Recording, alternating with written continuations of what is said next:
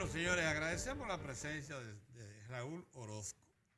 Este señor es el coordinador del fortalecimiento institucional de la Secretaría de Seguridad Alimentaria y Nutricional de Guatemala.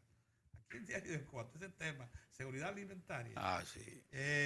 Ustedes saben que ha sido permanente. Aquí se inició un simposio ayer, patrocinado por el gobierno, por su Ministerio de la Presidencia, con la ayuda de la FAO, la Organización de Naciones Unidas para la Alimentación y la Agricultura, referida a este tema, la soberanía y la seguridad alimentaria. El señor Orozco fue invitado, lógicamente, por la experiencia que ha acumulado Guatemala en esta acción. Hay otros invitados. Conseguimos la presencia del señor Orozco. Muchas gracias por estar con nosotros. Buenos días. Muy oportuna su Bienvenido. presencia Buenos días. profesional. Bueno, díganos lo que es este simposio, pero después vamos a hablar de lo que es seguridad alimentaria y soberanía en Guatemala, para que nos transmita esas experiencias. Buenos días de nuevo. Bien, buen día. Bueno, pues igualmente mi saludo para quienes nos están viendo en esta oportunidad. Soy Raúl Orozco, ya lo comentaba usted, laboro para la Secretaría de Seguridad Alimentaria y Nutricional de Guatemala, quien es la entidad que se encarga de la coordinación, de la articulación institucional a nivel nacional. En el caso de esta actividad por la que estamos el día de hoy acá en Santo Domingo es porque hay un tema muy especial. El hablar de la seguridad alimentaria y nutricional es algo que preocupa a muchos gobiernos, preocupa a la cooperación internacional, ¿verdad? Porque no deja de haber su alimentación, no deja de haber desnutrición crónica y aguda, y por lo mismo es que tiene que abordarse el tema de manera muy seria. Acá a nivel de la República Dominicana, pues tenemos entendido que es un tema fresco, digámoslo así, es nuevo, ¿verdad? Que se ha ido construyendo de manera planificada también y que no quieren dar pasos en falso, sino quizá tomar en cuenta algunas experiencias que se han vivido ya en Honduras, en México, en Brasil y en Guatemala. Entonces la idea es de que nosotros como invitados de parte del Ministerio de la Presidencia y de la Organización para las Naciones Unidas, ¿verdad? De la Agricultura y la Alimentación, por FAO, pues compartamos lo que se ha vivido a nivel de esos países. Entonces, con esa intención estamos de contribuir, de fortalecer, de coadyuvar, de hacer pues de que el tema sea de algún modo atendido y entendido también por quienes tenemos que ver con esto. Vamos a empezar por algo. Nosotros aquí, incluso lo decimos de forma muy horonda, cuando decimos, bueno, nosotros producimos más del 82% de los alimentos que consumimos. Y a eso se le puede llamar seguridad alimentaria. Cuando usted es capaz de producir los alimentos que usted le lleva a la población sin necesitar de recursos fuertes como para traerlo y depender de otros mercados para llevar la comida a la mesa, pues ya usted está hablando de que tiene segura la comida, 82%. En el caso particular de Guatemala, ¿cómo andan las cosas en la producción de alimentos para el consumo de los guatemaltecos? Bueno, a nivel de Guatemala hay una buena población, un buen porcentaje de la población que se dedica a la agricultura. Sí. ¿Verdad? Entonces, Guatemala por naturaleza, decimos, es un país productor eminentemente agrícola, ¿verdad? Pero es principalmente por la actividad a la que se dedica la población, a la mayoría de la población, que son agricultores.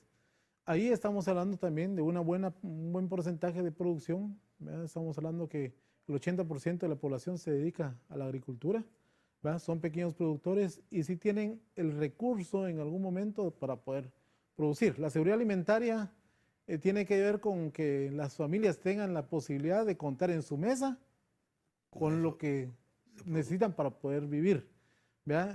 Nutricionalmente debe también estar en cantidades y calidades adecuadas, ¿verdad? Y en ese caso pues es donde se está trabajando con Guatemala.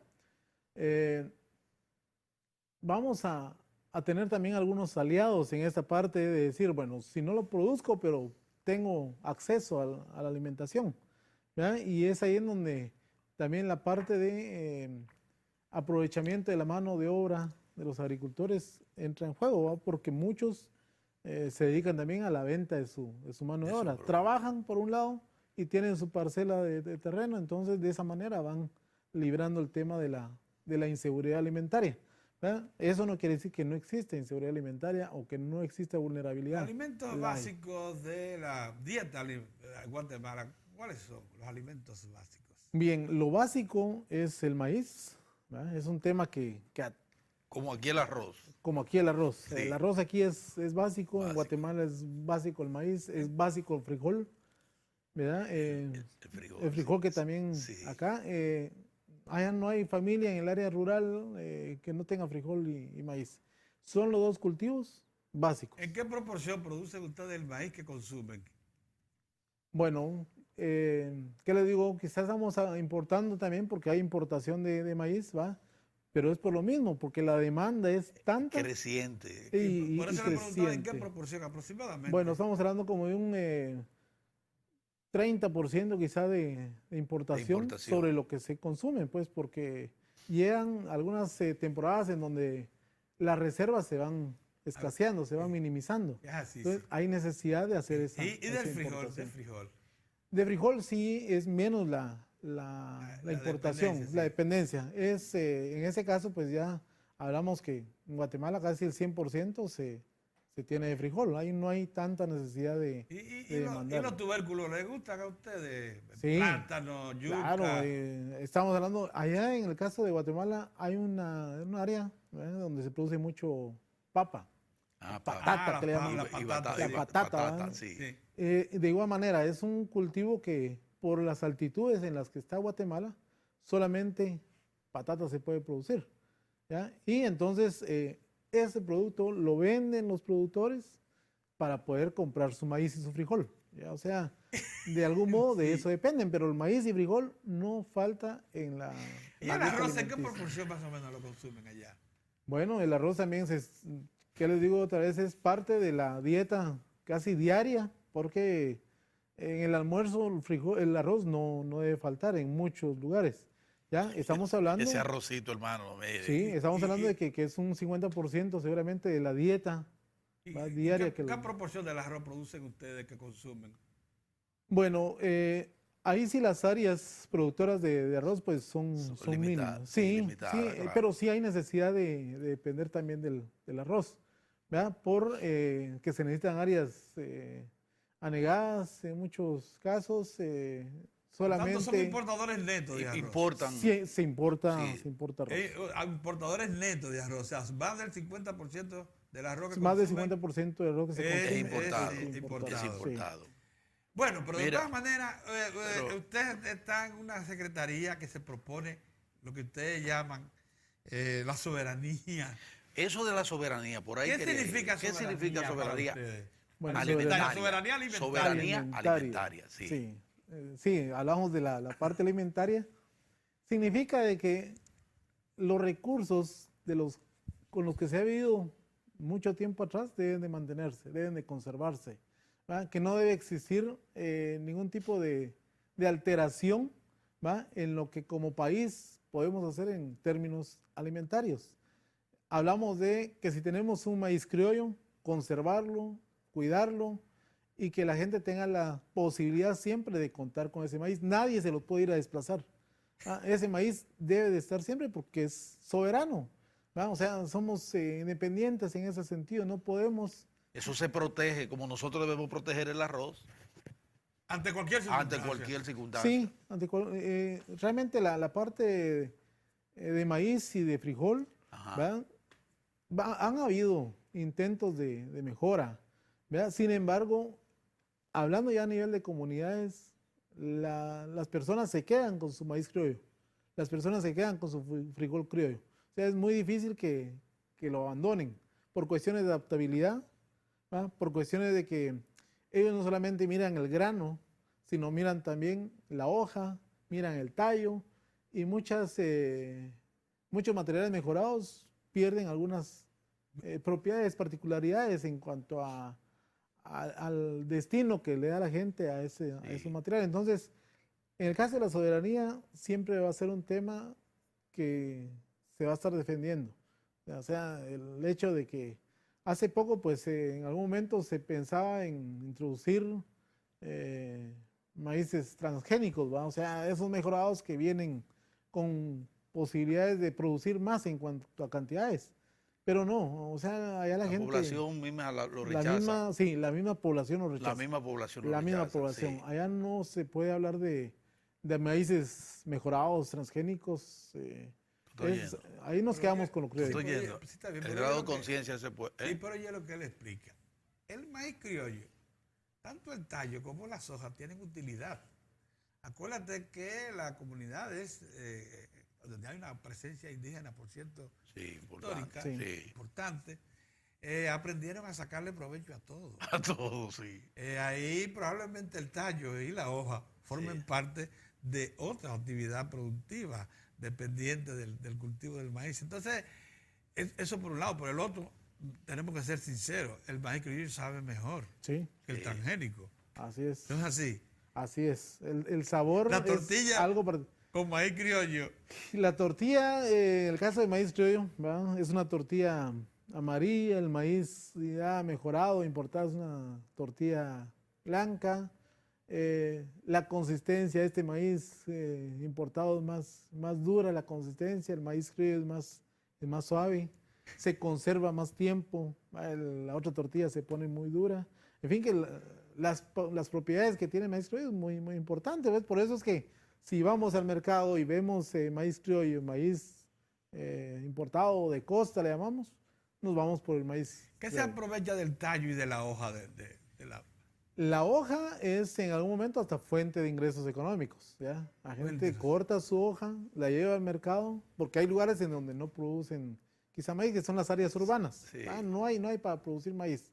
Entonces, lo que hacen es comprar su hoja y envuelven la masa, y ahí hay una, ¿qué les digo yo? Es una forma de preparar también el maíz, ¿verdad? Ven acá, ¿cuál es el aporte al Producto Interno de Guatemala del sector agrícola? Más o menos. Más o menos estamos hablando como del, ¿qué? Un 40%, ¿verdad? ¿Cómo? Sí. Pero depende mucho del sector agropecuario. O pero es que el 80 y tanto por ciento de la población es rural, agrícola, Sí. es El agrícola. aporte al Producto Interno Bruto. Sí, porque es que lo produce. 40%. Bueno. Muy alto, 4 veces más que nosotros.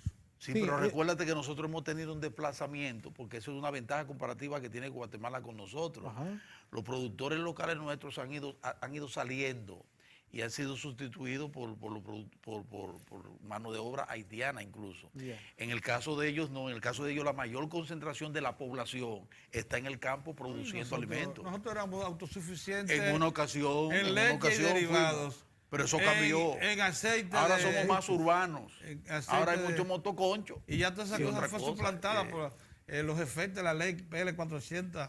Fueron Dígame una cosa, y en devastadores. materia de intercambio comercial, ¿cómo anda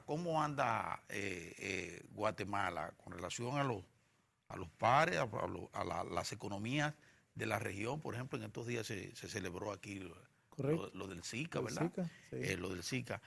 Con sus pares en materia de relación de intercambio comercial, ¿cómo anda eso? Y con relación a economías ya mucho más grandes, como es el caso de Estados Unidos, para poner un ejemplo. Bueno, en ese sentido, la parte agroexportadora de Guatemala, Ajá. mira, yo creo que, porque también se tiene el sector ese, pues el sector Agroexportador. agroexportador, Sí. ¿verdad? Y ahí, pues, lógicamente, no son muchas familias, pero sí hablamos de azúcar, hablamos de café, Sí. hablamos de cardamomo. ¿verdad? ¿De qué? De cardamomo. ¿Qué es eso? No conocen ¿Qué es el el que tú cardamomo. sabes? No, ¿qué es un grano tipo café, digamos, ¿ya? Es aromático. ¿Y cómo se toma? ¿Como un té? Como un té. Ah. Puede ser como un té, también ese es aprovechado para, ¿qué les digo yo? ¿Es Para consumo? hacer chicles, sí. O sea, es un material que puede ser como aromatizante también. ¿ya? Entonces, Y se exporta. Y se exporta.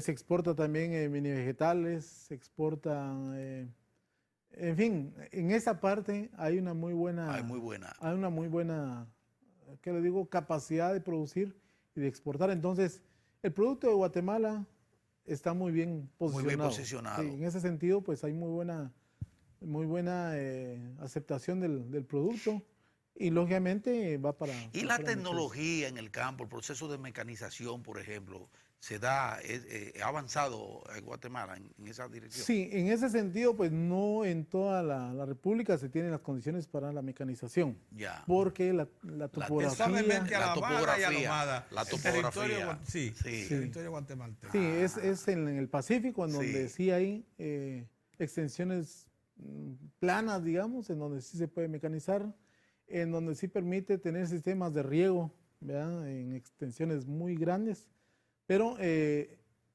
una buena porción del territorio las condiciones son quebradas, no permiten una mecanización. Y el proceso de producción bajo temperatura controlada con los invernaderos, ¿en qué está? Guatemala ha fomentado ese tipo de cultivo. Eso se da a nivel agroexportador y a nivel también familiar, los pequeños productores. Porque de algún modo se trata de acondicionar cabalmente pues ese clima para producción de flores, ¿verdad? Flores, que van después ya al mercado nacional y también para exportar. A nivel de productores también hay lugares muy altos en donde el frío no permitiría la producción de tomate, de cebolla.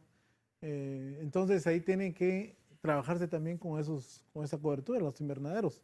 No estamos hablando de extensiones grandes. No. Son extensiones pequeñas, pero que permite pues que el productor tenga en el mercado local y en el mercado regional, ¿va?, la posibilidad de poder vender lo que está produciendo. Pero sí también se ha entrado ya a la parte de tecnificación en ese sentido. Está el Ministerio de Agricultura quien hace ese trabajo de asistencia técnica para poder darle más oportunidad a las familias de poder producir. Hablemos del evento que se inició anoche y prosigue hoy. ¿Se celebra? ¿Usted expuso ya? No, hoy es los trabajos comienzan hoy. Hoy se trabaja. El tema suyo es... Son mecanismos de seguimiento para la gobernanza en seguridad alimentaria y nutricional.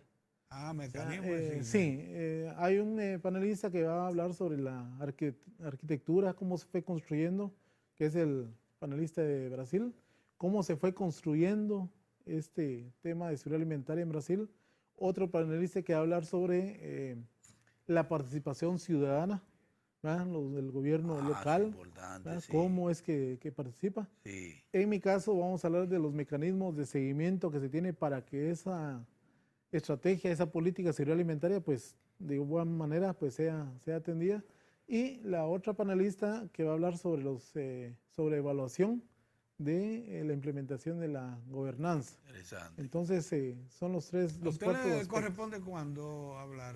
¿Hoy mismo? Hoy mismo participamos los cuatro. Los cuatro, sí. ¿Verdad? Y pues vamos a hacerlo de manera amena, pues, va para que, para que la información pues también sea entendida de parte de los... Mire, Elcio de Souza Magalajes, de Brasil, que es el coordinador general de apoyo a la implantación y gestión del Sistema Nacional de Seguridad Alimentaria y Nutricional, SISAN, del Ministerio de Desarrollo Social y Combate al Hambre de Brasil. ¿Usted está oyendo? Sí. Es que hay una conciencia muy extendida ya en los principales puntos del continente latinoamericano acerca de la importancia que tiene una agricultura y una pecuaria también, orientada a la gestión, a la autogestión alimentaria.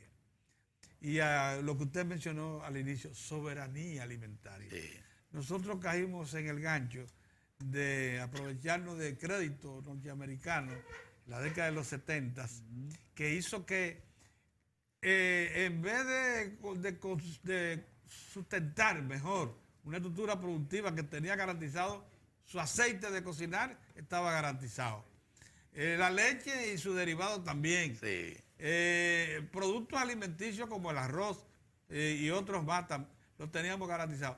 Nos convertimos en dependientes de importación de aceites, por ahora de soya, que nunca hemos podido producir soya aquí, en derivados de la leche. Hemos llegado a importar 60% de leche y derivados. Ya hemos reducido bastante eso.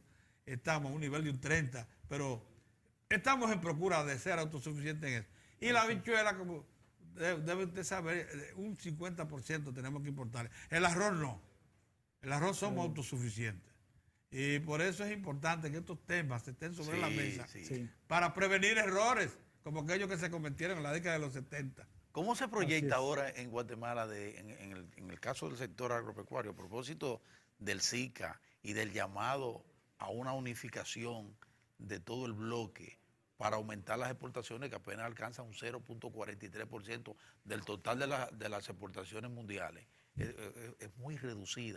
¿Cómo se percibe desde allá esa posibilidad de ampliar y de un mayor aprovechamiento y cercanía entre el Caribe, por ejemplo, y Centroamérica? Bueno, es un tema en donde sí, se necesita esa unión. Sí. Hay que sumar, ¿verdad?, para poder ir de algún modo multiplicando esas posibilidades. A nivel de Guatemala, pues la promoción de la producción se da de manera constante. Se invita también a la asociatividad de los productores, ¿verdad?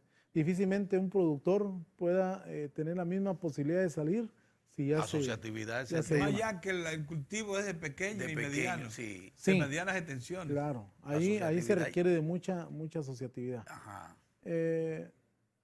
La idea es de que de algún modo los pequeños productores también vayan mejorando esas escalas, ya porque estamos en un nivel muy bajo, pero muy bajo. La idea es de que de manera organizada pues ellos vayan promoviendo su producción. Entonces, la idea es de que el exportador o el agroexportador no es que él tenga el terreno completamente, lo que hace es comprarle a los pequeños productores y poner ya entonces a disposición de ese producto en el mercado exterior. Sí. Entonces, en la medida que se pueda promover la agricultura con los pequeños productores, también el agroexportador va a estar siendo beneficiado.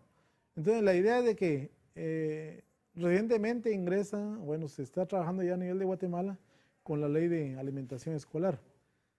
Esta ley lo que indica es de que el productor local, o sea, el pequeño productor, es el que debe ser el proveedor de bienes a las escuelas. Y eso lo estamos haciendo aquí, ¿eh? Eso, entonces de esa manera se está promoviendo la agricultura. Llegará un momento en el que, de igual manera, un solo productor no va a poder suplir la cantidad. No quiere también estar muy enganchado a la parte de legal, digamos. Entonces, lo que hacen es unirse, constituyen una cooperativa, una asociación, prestan sus servicios y eso pues lógicamente viene indirectamente a promover la asociatividad. En la medida que los productores, ¿verdad?, vayan entendiendo que lo que tienen es una oportunidad de producir, vender, generar sus recursos económicos, pues eso también va a ser un motivo para que la producción interna se vaya mejorando. Excelente, le deseamos suerte entonces para su intervención de hoy. Señor va a ser muy provechosa. Gracias. A ustedes muchas gracias. Estamos a compartir con nosotros esa experiencia. Muy bien, gracias. No se vayan, que hay una entrevista también interesante. Por ahí viene nuestro amigo José Manuel Vargas, de la ADARS. De la ADARS. Muy bien, volvemos. Gracias.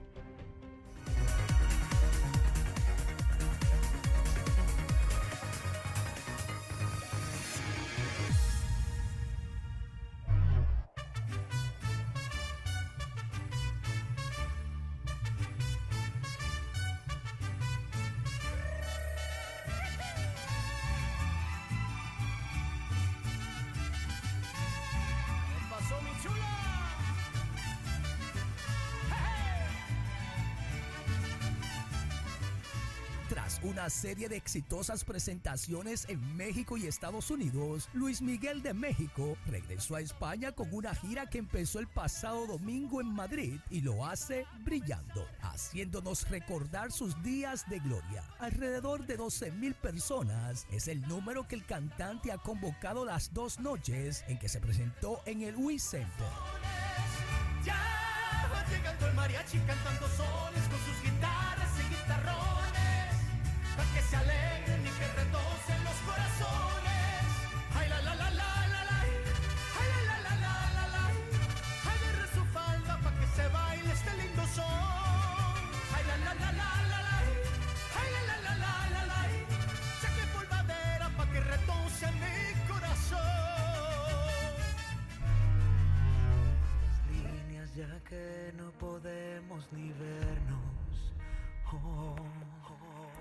El ganador de premios Billboard ASCAP y Soberano, Manny Cruz, estrenó el videoclip de Tienes Dueño, una versión romántica a dúo con la cantante Marta Heredia, de la canción que incluyó en el disco Sobrenatural. Cruz se prepara para ir a Estados Unidos a principios de julio, en el marco de una gira promocional. Que nunca te olvidaré, aunque hoy frente a la vida me tocó perder, no se apagará ese fuego dentro de mi piel, yo sé que en tu piel también viviré, ya no quiero escuchar que quizás en otra vida yo te pude amar, que lo acepte y que yo me tengo que resignar, no te voy a olvidar.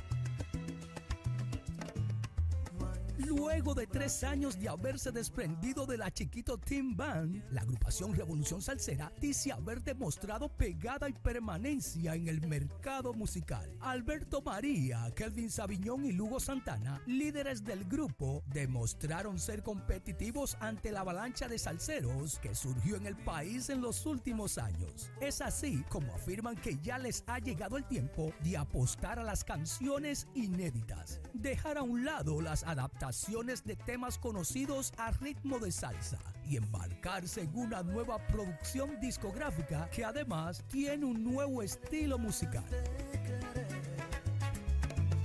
Sabrás que yo me culparé.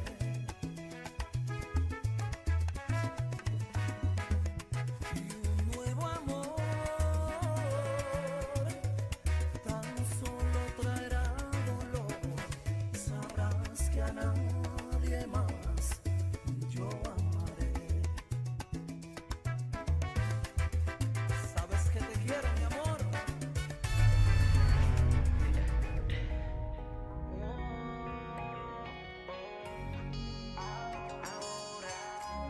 La canción que es lo nuevo del boricua es un tema de reggaetón romántico fiel al estilo del artista. El colombiano Manuel Turizo y su hermano Julián, quien le da el acorde armónico con su ukulele, se unen a Ozuna en este tema. Ozuna se encuentra en el país grabando la película Que León, donde cuenta con un papel protagónico.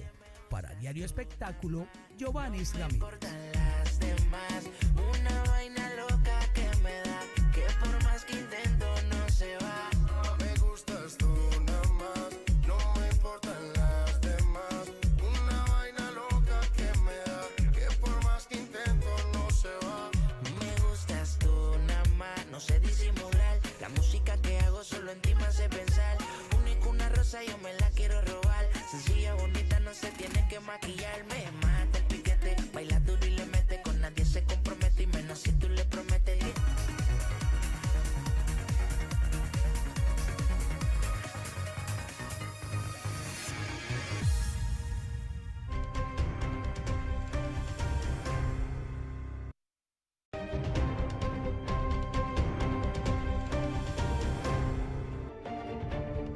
Bien, señores, como es ya costumbre de Diario de Cuatro y con alguna periodicidad, nosotros solicitamos la presencia de José Manuel Vargas, el presidente ejecutivo de la DARS, porque con él nosotros le damos seguimiento a lo que llamamos esa acción conjunta de Estado y empresa privada para el desarrollo y consolidación del Sistema Nacional de Seguridad Social. Lo dije bien, Sí, señor Vargas. el Sistema Dominicano de Seguridad Social. Sí. Que es lo que queremos en este momento darle seguimiento. Recientemente se dijo, para que entremos de una vez en materia, que la DARS ha hecho una selección de médicos asociados al sistema, los cuales en combinación con un determinado sector de los suplidores de medicamentos hacen que, coño, qué fácil, los médicos de la DARS recetan medicamentos que van a parar a un sector de los suplidores de esa medicina que no son exactamente lo que están asociado a la Asociación de Farmacia. Y eso es verdad. Lo primero es agradecerles a ustedes la gentileza de la invitación. Lo segundo, yo he dicho en reiteradas ocasiones en este espacio, muy visto y muy respetado, que al árbol que da fruto es que se le tira piedra. Y a nosotros se nos pegan todas las piedras. Sí, eso es así. Por ejemplo, Yo tenía un carrito, fui a 127, que usted tiraba una piedra y le caía en el techo a mi carrito. Todo se le pegaba a ese carro. así somos nosotros. Parece que tenemos alguna familiaridad con ese carro. Entonces, ¿qué resulta? Nosotros siempre vemos el vaso cuando está medio, lo vemos medio lleno. Y voy a responder de manera clara y de manera específica tu cuestionamiento, tu pregunta, tu inquietud. Pero antes, quiero destacar los avances de la ¿Cómo no? seguridad social en la Ah, no, República dile para Dominicana. adelante. Bueno, esto lo conozco. Óyeme, Ah, no, la ley 8701 que creó el Sistema Dominicano de Seguridad Social establece que debe cubrirse la totalidad de la población, o sea, Sí. la universalidad en el aseguramiento. Sí. El régimen contributivo subsidiado empezó apenas en el año 2007 y hoy podemos decir que la población dominicana tiene el 75% cubierto, ya sea en el régimen contributivo que tiene 4.100.000 dominicanos y dominicanas y extranjeros residentes legales y 3.550.000 en el régimen subsidiado. Óyeme, eso es un avance que pocos países han logrado en 10 años y eso hay que destacarlo como un aspecto positivo y caminando hacia seguridad en salud, porque se trata de un sistema donde el solo hecho de usted ser reportado a la Tesorería de la Seguridad Social en el régimen contributivo le da derecho a la salud, pero no solamente a usted y su familia, sin importar su condición de salud. Oye, eso es algo que sin lugar a dudas implica una seguridad para el ser humano, porque es un sistema que habla de seguro de vejez, discapacidad y sobrevivencia, de seguro de salud, de seguro de maternidad cuando la mujer va a dar a luz, o también le cubre cuando usted tiene una enfermedad y debe dejar de asistir a su centro de trabajo. Oye, esa es una conquista muy significativa cuando tú comparas con lo que teníamos hace algunos años, el Instituto Dominicano de Seguros Sociales, que solamente estaba cubierto el titular y eran con limitaciones muy grandes. No, y el salario mínimo. El salario niño, nada el más. Ya a partir de ahí no había Correcto. seguro. Y además, Y la tenía que, criatura el primer año. Eso es una y además cosa. tenía que estar sano, porque Sí. si estaba enfermo no. No lo Ah, no cubre. califica. Entonces, No, pero ahora, eso era para ellos. No, se no. puede estar muriendo, ahora hay que Espérate, cubrir. espérate. No ingresaba. Eso era las asociaciones, las aseguradoras privadas. Las igualas Ah, y médicas. no podía Las ser que mayor hacían de un 60 examen. años. No, Si y no tú podía ser- estabas enfermo, no te aceptaban. y no podía Entonces- ser mayor de 60 años. Una limitante completa. Qué barbaridad. Entonces ahora, además, como un aspecto muy, Hemos muy avanzado. positivo, No, vamos a avanzar. vamos a avanzar. sin lugar a dudas, la ley 8701 dice y establece de manera taxativa en varios de sus artículos, y hay resoluciones del Consejo Nacional de Seguridad Social que mandan a que la salud se preste por niveles de atención.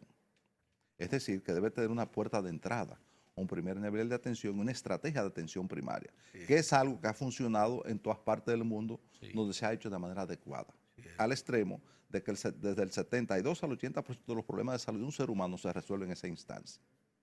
Y Del una cosa, 72 al 80. se resuelven en En esa primera- instancia. Sin nivel tener de que ir a los atención sistemas primaria. hospitalarios. Esa, atención o primaria. donde un especialista de tercero, segundo o tercer nivel. En atención Pero primaria, más, desde el más primero. importante es que hay todo un sistema de referencia y contrarreferencia, donde se crea un récord médico único, porque usted como ser humano es uno solo, y resulta que aquí todo tiene un récord médico único. El récord médico sí lo tienen diferentes especialistas. Usted va donde un cardiólogo, tiene una partecita, un problema en un hueso, va donde el ortopeda tiene otra partecita, si un problema verdad. neurológico. Entonces, esa atención primaria, uno de sus principales objetivos es establecer un récord médico único, que hoy día es algo sencillo con la tecnología, el desarrollo de la tecnología, y eso se está trabajando seriamente. En los actuales momentos, el señor superintendente de Salud y Riesgos Laborales, el superintendente de la CISARRIL, tiene un mandato del Consejo Nacional de Seguridad Social, que es verdad que tiene unos días vencidos porque fue en octubre para que se presentara en enero, en febrero, pero se está trabajando seriamente en eso,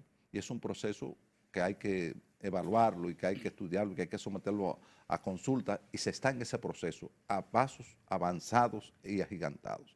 Nosotros pensamos que en los próximos meses se propondrá al Consejo Nacional de Seguridad Social una resolución sobre la implementación de la atención primaria, y eso va a coadyuvar muchísimo a la salud de la gente y sobre todo a disminuir el gasto de bolsillo.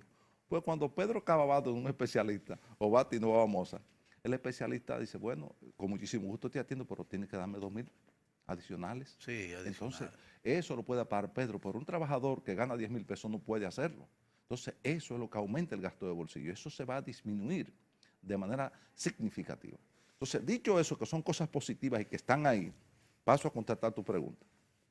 Mira, eso que dicen los farmacéuticos, específicamente la Unión de Farmacia, es una fiesta donde nosotros no tenemos que bailar. No tienen que Como bailar. absolutamente Pero fue para ustedes que lo nada. señalaron. Sí, para nosotros nos señalan en todo. Déjame explicarle por qué.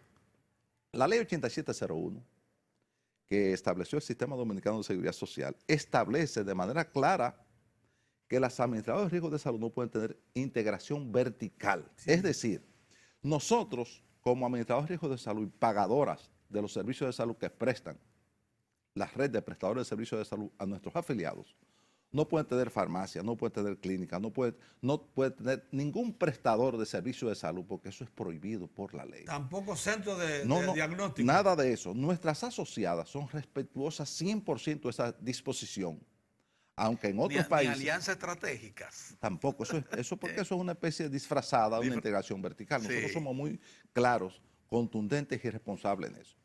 Y debo aclarar que en muchos países se permite una integración vertical hasta un 30 o un 40%. Ojalá que en una eventual modificación de la ley se permita eso para beneficio de los afiliados. Porque, ¿cómo Porque así nosotros podríamos desarrollar, por ejemplo, los centros de atención primaria y cualquier... desarrollarlo ustedes. Podríamos si se nos permitiera, pero como no se nos permite, pues tiene que hacerlo otro sector, que sean los médicos, que sean las... Cuando habla de desarrollar, sería participar, porque Sí, no excluiría a otros. Participar, porque porque no es 100% que lo haríamos nosotros. Sí. Pero nosotros no podemos hacerlo. No, y no eso puede. tiene que ser un centro con capacidad resolutiva, Claro. un centro donde tú tengas el derecho a una cita y que se respete. Porque aquí tú tienes una cita y cuando tú llegas a la cita dice la secretaria, no señor, pero era las 3 por aquí por cita y por orden de llegada. Y por orden de Entonces tú perdiste la tarde entera, entonces no puede ser, nosotros todos trabajamos. Entonces ahí se respeta eso, hay un lugar digno, las especiales básicas están ahí y una serie de mecanismos de control y seguimiento, por ejemplo, al diabético, al hipertenso, para que reciba los medicamentos de calidad en el momento oportuno, que no se agrave, que no llegue al pie diabético, que no se produzca un infarto, porque todo eso implica para el afiliado costos adicionales y sufrimiento, y para nosotros mayores costos y gastos. Entonces, es decir, todo un sistema que tiende a favorecer al afiliado en diferentes aspectos. Y volviendo a la pregunta, nos dicen a nosotros, mira, nosotros no tenemos nada que ver con eso, porque nosotros tenemos el deber, algunas de nuestras asociadas tienen programas de prevención y prevención, o sea, prevención de la enfermedad y promoción de la salud. ¿Qué significa eso? Que tienen un grupo de personas específicamente diabéticos e hipertensos, que aunque no existe atención primaria, se adelantaron a eso y están dándole seguimiento a ese grupo de pacientes. Entonces, esos pacientes reciben seguimiento, reciben medicamentos, reciben una llamada, reciben la visita de nuestras asociadas. Pero debo aclarar que nosotros no tenemos ningún médico que preste servicio. Quienes prescriben cualquier medicamento son los médicos, que forman parte de la red de prestadores de servicios de salud, porque la ley manda a que cada ARS tiene que tener una red de prestadores de servicios de salud acorde con la cantidad de afiliados que tenga, dónde trabajan los afiliados y dónde vive su familia. En función de eso... A esa red que dicen los farmacéuticos, que ustedes han acudido para dirigir la selección de medicamentos, lo mismo que por si la farmacia que van a suplirla. Parte de esa farmacia forman parte de la red nuestra. ¿Qué es lo que resulta? Que para tú formar parte, ser prestador de servicios de salud de una ARS, hay normativas que debes cumplir. Comunicación electrónica, porque nosotros tenemos un servicio 24/7, no es como antes, que tú mandabas y la farmacia la cerraban el domingo, no, ahora es 24/7, porque tú no eliges el momento que te enfermas. A toda hora. A toda hora. Entonces, tiene que tener un mecanismo, tiene que tener una organización que permita autorizar un medicamento y que luego se facture. Tiene que tener la seguridad de que cuando un médico prescribe ese medicamento, esté en el catálogo de prestaciones, pero además claro, que esté firmada esa receta y que esté sellada para evitar que se pueda utilizar, es una receta para otros fines. Entonces, hay ciertos mecanismos que regulan, que norman ese contrato de gestión entre una ARS y un prestador de servicios de salud. ¿Sabe por qué esa denuncia ha tenido un poquito de credibilidad? Sí. Porque ha coincidido con el establecimiento aquí de nuevas cadenas de farmacias. incluso proveniente de capital Ese es un sector que extranjero. se está moviendo, una forma Es por eso que parece que ha tomado cuerpo la denuncia. Pero Pedro, Pero es eso una no tiene cosa nada que ver sencilla. con él.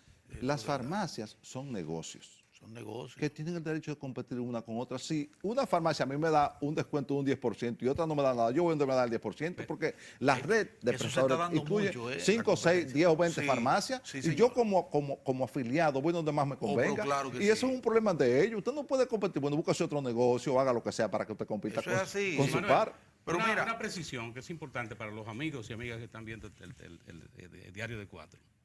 Ha señalado que ustedes no excluyen una farmacia o farmacia por lo de la propiedad y esto y de a qué sector pertenezca, no, sino sencillamente ha hablado que deben tener un sistema electrónico Sí. para la comunicación 24 horas, que eso lo deben tener habilitados. Sí, claro. Y también ha hablado de las condiciones que le aseguren a los afiliados un servicio idóneo.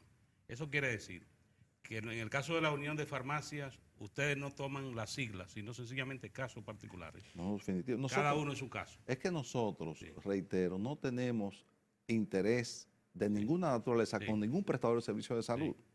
Sí. Y es verdad que hay farmacias que tienen descuentos, Sí. pero ese es su derecho como una empresa libre, con su libre elección, Sí. a competir con sus pares. Y si el afiliado con eso se beneficia porque le rinde más el dinero, que Claro. tiene una cobertura de 8,000 pesos para medicamentos ambulatorios o para otros tipos de medicamentos que por internamiento, pues ese es el derecho que tiene el afiliado. Ahora, Sí. tiene que ser parte de la red. Si no es parte de la red, no puede Mira, dispensar. Yo su he vivido medicamento. esa experiencia vamos a hablar- recientemente. Sí. He procurado servicios y paso por paso he tenido que cumplir con esas indicaciones que usted dice. Mira, vamos a hablar Y me ahora. he beneficiado. Claro. Mira, se ha ampliado, vi ahí que se amplía el catálogo de prestación, eso es importante. Claro que sí. Háblame un poquito de catálogo y de cápita, en cómo anda ese asunto. Pues la cápita en el Seguro Familiar de Salud, que es el Plan de Servicios de Salud PDSS, se revisó hace como un año. Hace un año. Sí. Y esa cápita se estableció actualmente en 1.013 pesos con 62 centavos. Se ha incrementado 1.013 pesos por con afiliado. 62 por afiliado. Por afiliados. 1.013 pesos con 62 centavos. Sí. Entonces, ¿qué resulta? El catálogo se ha ampliado. Pero se incluye la familia, Se lógicamente. amplió, Sí, espérate, que Cada el catálogo, eso afiliado que digo. paga, si una familia tiene el esposo, Sí. la esposa y 2 hijos, cada uno paga 1.013,62, Correcto, sí. porque es una cápita por afiliado. Sí, Usted sabe claro. que es un sistema solidario donde Pedro Cava, que gana más que el obrero, Sí. tiene que ser solidario con ese obrero. Y además, cuando una persona vive con unos ingresos que le permiten vivir con mayor dignidad, vive en una casa más higiénica, se alimenta mejor, a lo mejor hace un poquito de ejercicio, lleva un estilo de vida saludable. Y acude menos al médico. Exacto, entonces ese compensa al pobre infeliz que vive en Catanga, en Los Minas, y tiene 7 muchachos y vive en condiciones infrahumanas, y cuando no le alcanza el dinero, él se toma una botita de ron para compensar. Entonces su familia va mucho al Se médico. agrava la Se agrava, entonces Pedro es solidario con eso, y eso está muy Claro, bien. claro. Ahora, Eso está muy bien. claro, un sistema solidario. Es un sistema solidario. Clarísimo que sí. Entonces, ¿qué resulta? Que ese catálogo de prestaciones, Mozart, se ha ido ampliando. Se ha ampliado, sí. Mira, se amplió en la resolución 431-02 de octubre del año pasado. Se ampliaron 100 procedimientos nuevos, 27 nuevos medicamentos para cáncer. Tú estás oyendo. Pero te estoy hablando con cifras de $1.000.000 de pesos. Sí, Se ampliaron procedimientos para hemodiálisis y problemas de trasplante renal. cierto. Se ampliaron procedimientos que se trata al paciente contra enfermedades de alto costo o catastróficas. Pero además hay un nuevo, ahora mismo, el Ministerio de Salud aprobó, mediante el levantamiento de un perfil epidemiológico, En estos un días, nuevo plan básico de en medicamentos. estos días lo vi. Entonces, eso, hay cosas que ya están obsoletas, hay que sacarlas, y cosas que, digamos, medicamentos Que hay que o procedimientos incorporar. que hay que incorporarlas. Lógicamente, Sí. eso tiene que sufrir un proceso, pasar por un proceso de evaluación de un estudio actuarial, donde se cotice. ¿Qué se saca? Cuesta 2 pesos. ¿Qué se entra? 1 peso. Entonces vamos a compensar con otra cosa para que haya un equilibrio, porque es bueno indicar que el sistema tiene un principio que se llama principio financiero, que establece que las áreas tienen que hacer un uso costo eficiente de los recursos que reciben para poder atender las demandas, que son muchas veces ilimitadas de los afiliados, y que el sistema no quiebre. Entonces, Que sea es necesario, sostenible. Que sea claro, sostenible. que sea sostenible, la sostenibilidad del sistema. Sí. Entonces, eso es importante y la CISARRIL, que es el órgano técnico del Consejo Nacional de Seguridad Social, como órgano rector del sistema, está llamada a hacer ese estudio actuarial y presentar qué cosa hay que incluir, qué cosa hay que excluir y cuánto cuesta. Muchas veces hay que aportar un poco más, otras veces no hay que aportar nada, pero afortunadamente la cuenta que maneja la Tesorería de la Seguridad Social, que se llama para el cuidado de la salud de las personas, tiene suficientes fondos para hacer esos ajustes y que no haya ningún problema de que rascarse el bolsillo ni el trabajador ni el empleador. O sea que hay suficientes recursos para seguir incrementando ese catálogo y ponerlo acorde con las necesidades de los afiliados, según ese levantamiento de perfil epidemiológico que hizo el Ministerio de Salud recientemente. Entonces responde a las expectativas de ustedes la cápita actual. Mira, la cápita es un asunto que, como tú entenderás, es variable porque estamos afectados por inflación, La que inflación. afortunadamente es poco, pero un 4%. Muy poca, eso te iba a decir, bajita. Pero cuando tú un 4% y muchas veces la inflación No, del pero no sector llega a salud 4. es más grande que la inflación, el IPC general. Entonces nosotros incidimos en salud. Muchas veces el IPC general puede ser un 3 y en salud un 5. Eso pasa en todas partes del mundo porque los medicamentos suben, porque los procedimientos son más caros, porque las intervenciones quirúrgicas son más caras, porque los honorarios profesionales de los médicos son más caros. Pero afortunadamente, la política monetaria y financiera del país ha Mantiene mantenido un control. Una estabilidad. Es rígido, Pero del rígido. sistema de precios, Así es. tanto de la inflación. Entonces, ahí hay tranquilidad, ¿no? ¿Verdad que sí? Sí. Imagínate, Pero lo hermano. ideal sería que aquí pase como pasa en otros países, que todos los años, en función de la inflación, el cápita se actualiza sin decirle nada a nadie. Eso es automático. Así, pero así lo dice la ley, ¿eh? Sí, pero aquí no se cumple. No se cumple. Aquí se hace más o menos una revisión cada 2 años y casi siempre se toma en cuenta la parte inflacionaria, pero también se incrementa ese catálogo de prestaciones acorde con las demandas y las necesidades de los afiliados. Pero hay, lo que se percibe es que ahora mismo hay como una especie de mayor comprensión entre las partes. Porque antes de tratar el tema de la cápita era Sí, muy no, difícil. sin lugar a dudas, Sí. el sistema ha ido avanzando y los afiliados se han ido empoderando de sus derechos.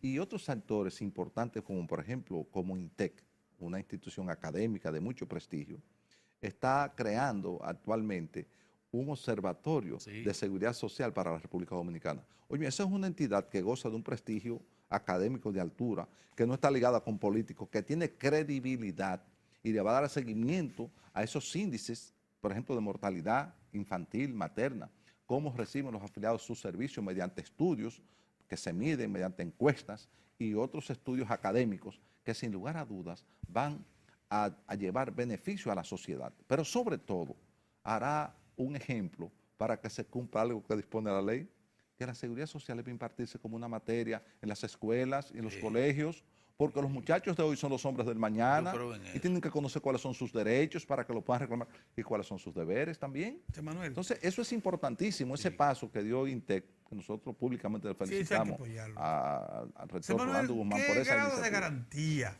le significa a DARS el hecho de este esfuerzo de inversión que está haciendo el gobierno en centros especializados de salud? La ciudad sanitaria que se está prácticamente concluyendo, antiguo se va a poner en servicio a Iván. finales de este año. En el Morgan. La ciudad que está ya en Villamella. Está el Instituto Traumatológico de Ney Arialora. ¿De qué manera creen ustedes que eso va a Y los ¿qué centros de- y los qué centros de atención recomendarían primaria, ustedes sí. que se haga Con eso. para que cuando eso entre mejore la calidad del servicio y haya una interrelación con la DARS? Porque una de las cosas fundamentales de esas estructuras es que tienen costos operativos Claro. y Mira, que deben beneficiarse del sistema asegurado. yo creo que esas infraestructura tecnológica, infraestructura de edificio, infraestructura Hospitalaria, sí. profesional, beneficia a toda la sociedad. Afortunadamente, el Servicio Nacional de Salud, que es que controla todos esos centros de salud, está dirigido por una persona que conoce lo que es una meta de riesgo de salud, el amigo Janel Rosa Yupani. Y eso va a beneficiar fundamentalmente al afiliado, porque no hay copago en esos hospitales. Y por tal razón, el costo de bolsillo del afiliado va a reducirse.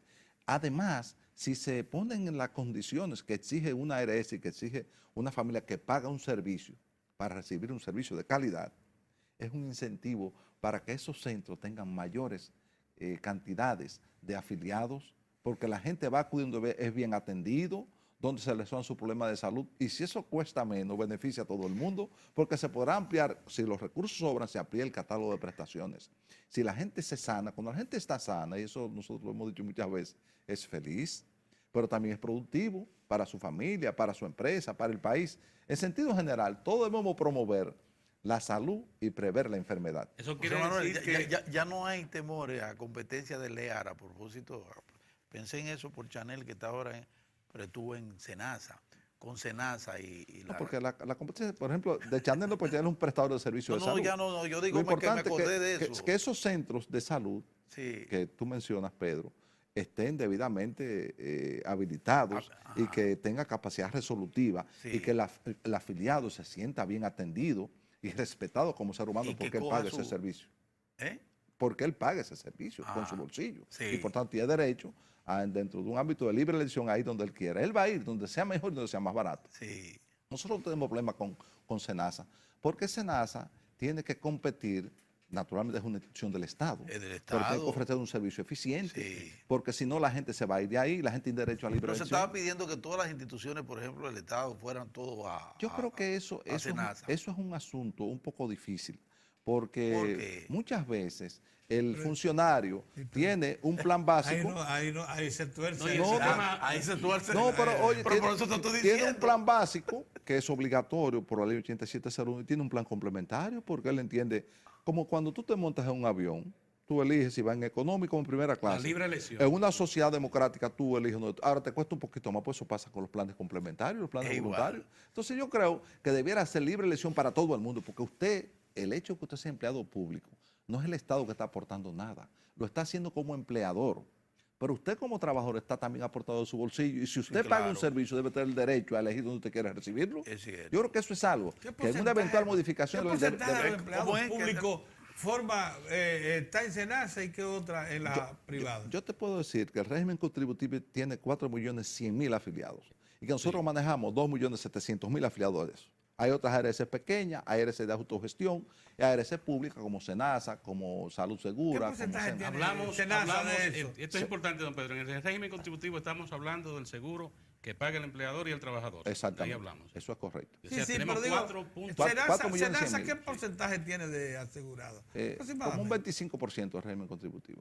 Del régimen contributivo. Más el subsidiado, que son 3.550.000. Más el subsidiado, que son 3 millones, Claro, lógicamente. Por claro. eso Senasa tiene una nómina de más 4 millones. Sí. José Manuel, Eso se no, están inaugurando los centros de atención primaria. Por ejemplo, comentábamos aquí en Diario de 4. Con los centros de diagnóstico también. Sí, y en los centros de diagnóstico, por ejemplo, Punto. el más reciente es en Cabral, municipio de Cabral, la provincia de Barahona. Pero aquí habíamos visto en el Gran Santo Domingo, en Villa Liberación, habíamos visto en Santo Domingo Este. Hay información de cuál es el impacto que eso está teniendo en el sistema. Eso, básicamente hasta Sí. ahora ha sido el sector público Sí. que ha creado esas unidades de atención primaria. Falta, y eso es para el régimen subsidiado, Sí, falta la parte contributiva, Sí. donde los centros de atención primaria tienen otra concepción. sí. O sea, capacidad resolutiva, fuera del establecimiento de la clínica para que no se convierta en consultorio más, Sí, capacidad de parqueo, capacidad de higienización, capacidad de respeto a la cita, capacidad resolutiva de que los problemas básicos se resuelvan ahí, un régimen de referencia y contrarreferencia, promoción de la salud y prevención de la enfermedad y la creación de un récord médico único. sí. Eso tiene Eso es que básico, hacerse. ¿Ustedes están dispuestos a Eso es participar en la importante. promoción y creación de centros de atención primaria? No podemos hacerlo porque la ley prohíbe la integración vertical. Pero entonces lo que usted planteaba ahora parece establecer una diferencia entre lo que crea el Estado, que son esos primeros que usted mencionó, que no disfrutan de toda esa organización. No, tiene sus limitaciones porque se trata de régimen subsidiado. Cuando usted está en el subsidiado, usted solo puede ir a los Hay hospitales públicos. limitaciones. Al Por eso sistema lo, nacional, eso lo está de- pagando el de la- gobierno, no Eso lo está está pagando usted. clarísimo, claro. Ahora, el régimen contributivo es usted que lo paga y O su sea que el Estado empleador. no ha pasado entonces a esa segunda versión del centro de atención primaria que respondan a esos requerimientos que usted mencionó. No, creo que es un concepto un poco diferente. Las unidades de atención llenan una necesidad de esas poblaciones, porque muchas veces son cosas sencillas que se resuelven ahí. O se le puede dar seguimiento al diabético, se le puede dar seguimiento al hipertenso, se puede curar una herida. Hay muchas cosas que se resuelven ahí. Eso es positivo. Pero reitero que hasta ahora eso es solamente para el régimen subsidiado, que lo paga el Está Estado. oyendo, Moza. Sí, estoy Los claro. centros de atención primaria que se han constituido por parte del Estado, que son centenares, entonces hasta el momento solo alcanzan a los requerimientos del Régimen sector subsidiado. del sector Pero Subsidiado. esto tiene que ver- subsidiado. esto tiene- Falta una Don versión Pedro. de régimen para el régimen contributivo, Don Pedro. que es más exigente, que paga derechos Y que paga recursos. y que emplea recursos. Don Pedro, pero también para evitar confusión en el auditorio, hay que decirle también, esos centros están abiertos porque usted puede estar en la frontera, tiene una emergencia y va al centro de atención primaria, pero podría ser que usted tenga régimen contributivo, eso no lo excluye. No, para nada. Esto es importante. que la Y ojalá, gente y lo ese centro, si se resuelve esa atención, ese requerimiento, esa Sí. necesidad médica, Sí. pueda facturar al ARS. Ah, Nosotros, muy bien. si está dentro de nuestra red, Está bien. le pagamos sin Vamos a dar problema. seguimiento a esos asuntos. Muchas gracias. Adelante. No, gracias a por estar ustedes. con nosotros. Sí. Y a ustedes también. Regresamos el lunes. Dios mediante.